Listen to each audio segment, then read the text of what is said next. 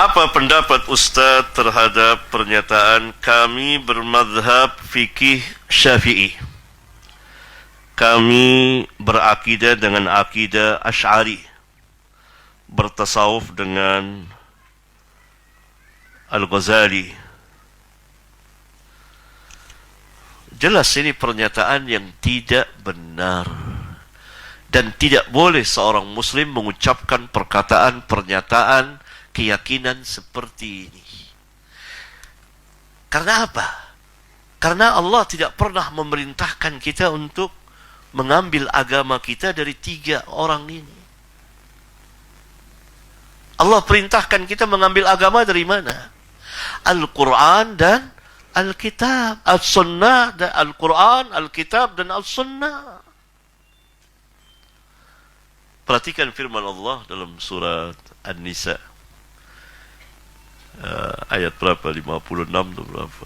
Ya ayyuhalladzina amanu ati'allaha wa ati'ur rasul wa ulil amri minkum. Hai orang-orang yang beriman, taatlah kepada Allah mutlak. Ati'allaha, kata kerja ati'u diulang, wa ati'ur rasul diulang 2 kali. Ya ayyuhalladzina amanu ati'ullaha wa ati'ur rasul. Hai orang-orang yang beriman, taatlah kepada Allah dan taatlah kepada Rasul. Perhatikan, kata kerja ati'u diulang 2 kali. Berarti ketaatan kepada Allah dan Rasul mutlak. Wa ulil amri, dan ulil amri di antara kamu. Diulang tidak kata ati'u? Tidak diulang. Apa maknanya?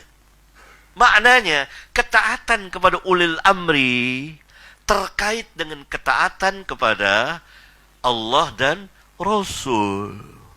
Sekarang saya tanya, siapa ulil amri itu?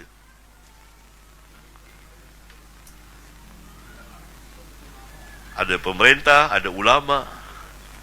Yang benar yang mana? Ada pemimpin kaum muslimin. Dua-duanya benar. Ulil amri adalah yang mengambil bagian terbesar, al-ulama, kemudian al-umara. Ulama bagian ilmunya, ulil amri bagian pelaksanaan. Karena ulama tidak mempunyai kekuasaan. Ulil amri diberitahukan, menurut syariat Allah begini, maka pemerintah melaksanakan. Karena itu ulil amri adalah al-ulama wal umara. Tidak boleh mentaati mereka secara mutlak, enggak boleh. Berarti pengikutan kita di dalam beragama secara mutlak kepada Allah dan Rasulnya.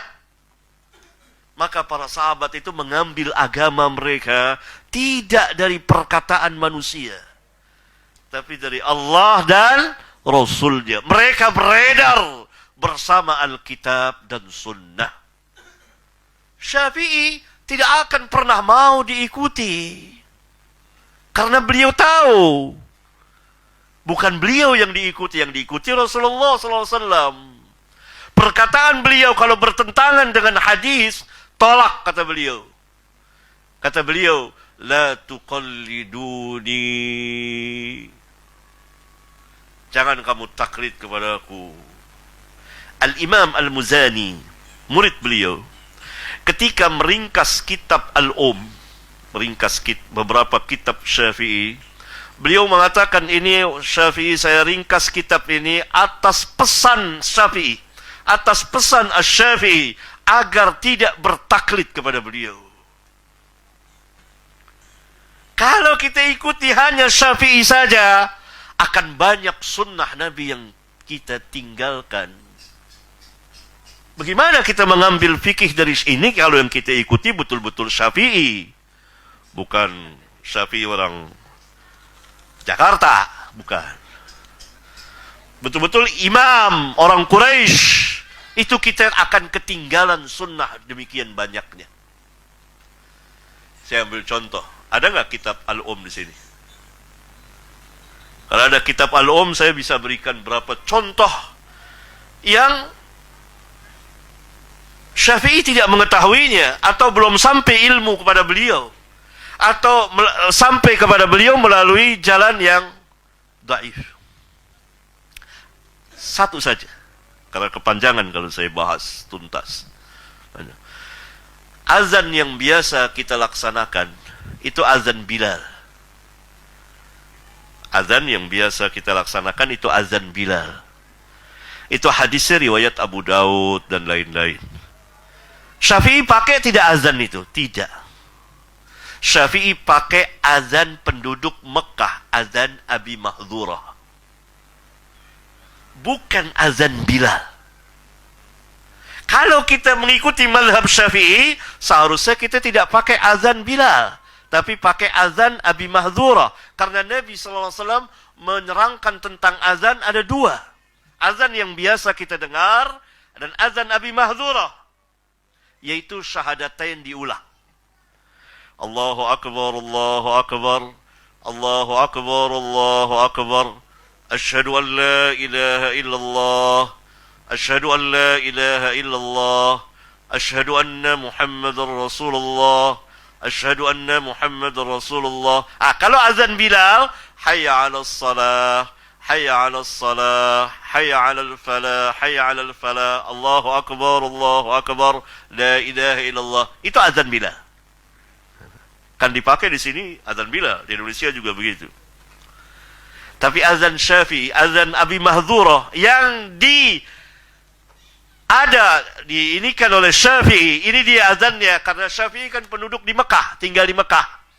Kemudian belajar kepada Imam Malik di Madinah, kemudian ke Baghdad, kemudian balik lagi Mekah, kemudian Baghdad lagi, kemudian hijrah di Mesir, dan pada tahun 204 wafat di Mesir. Beliau lahir tahun 150 Hijriah, umurnya 54 tahun. Beliau azannya Allahu Akbar, Allahu Akbar, Allahu Akbar, Allahu Akbar, asyhadu an la ilaha illallah, asyhadu an la ilaha illallah, asyhadu anna Muhammadar Rasulullah, asyhadu anna Muhammadar Rasulullah.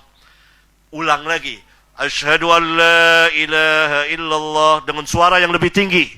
Asyhadu an la ilaha illallah, asyhadu anna Muhammadar Rasulullah, asyhadu anna Muhammadar Rasulullah. Jadi dua kali ulang syahadatain itu, baru hayya 'alas salat dan seterusnya. Ada yang mau azan seperti itu, geger satu negeri itu. Sayalah dulu orang pertama yang azan itu di Indonesia tahun 87. Maka terjadi kegegeran, azan aneh ini kok diulang. Tapi sebelum saya melaksanakan, saya tulis dulu, saya berikan bayan. Selama 1 tahun beredar tulisan itu. Ada azan ini, saya ingin tunjukkan kalau kita menentukan salah satu mazhab, maka kita akan kehilangan sunnah. Tapi kalau kita ambil dari sunnah Nabi dan meminta bantuan dari para ulama, dari Syafi'i, dari Malik, dari lain-lain, insya Allah kita akan menguasai sunnah. Setelah setahun, maka pada tahun 87 ya, 86, 87, saya azan sendiri. Di masjid tempat saya mengajar. Masjid Jami, besar sekali masjidnya. Azan. Orang-orang dengar ini azan apa ini? Akhirnya ramai. Saya biarkan saja. Karena di sana kan bebas ya. Wah, dibantahlah saya. Bantah oleh sebagian ahli ilmu. Bilang hadisnya dhaif dan lain sebagainya. Akhirnya saya memerintahkan sebagian ikhwan untuk menulis surat, menyampaikan untuk kita adakan debat terbuka. Debat terbuka. Mereka siap. Maka ditentukanlah harinya. Tahun 88. Debat terbuka, dihadiri oleh pejabat, polisi, dan semua resmi di masjid. ba'da isya sampai tengah malam jam 12.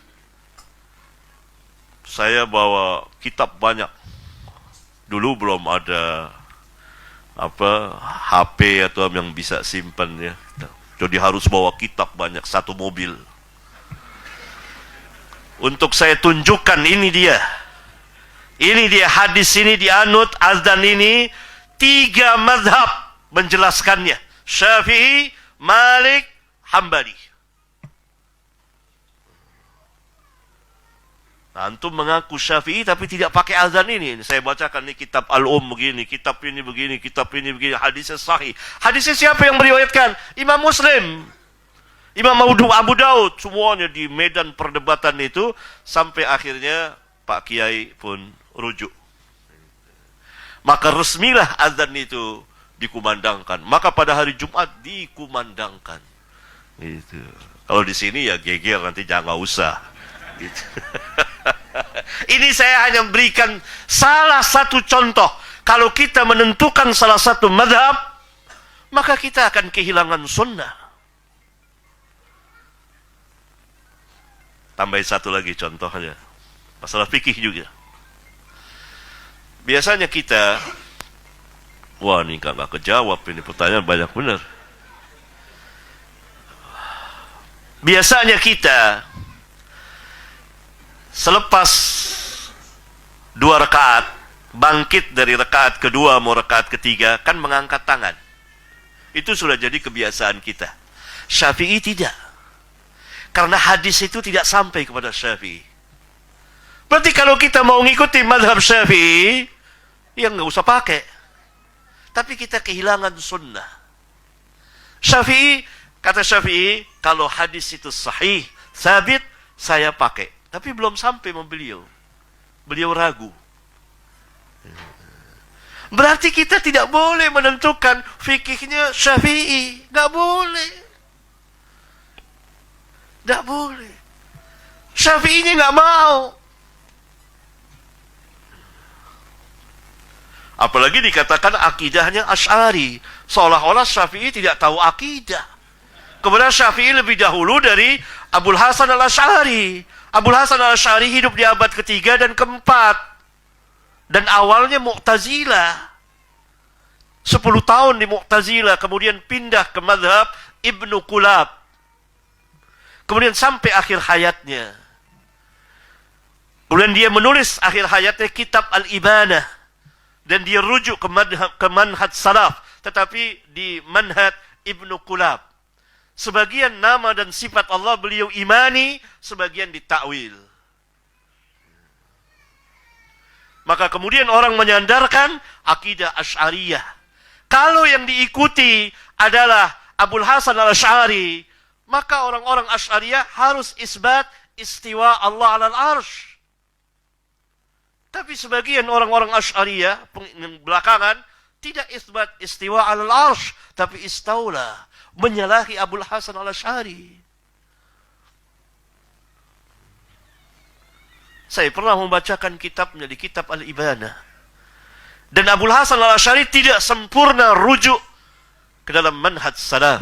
Ada beberapa sifat Allah yang beliau takwil, tafsir lain. Seperti sifat mahabbah, sifat redha, dan lain sebagainya. Itu Abul Hasannya. Saya kira, wallahu a'lam, hanya pengakuan saja. Tapi tatbiknya, penerapannya pun mereka tidak tahu. Apalagi tasawuf Al-Ghazali. Tasawuf tidak termasuk dari ajaran Islam. Dan saya kira panjang sekali kalau saya memberikan penjelasan itu.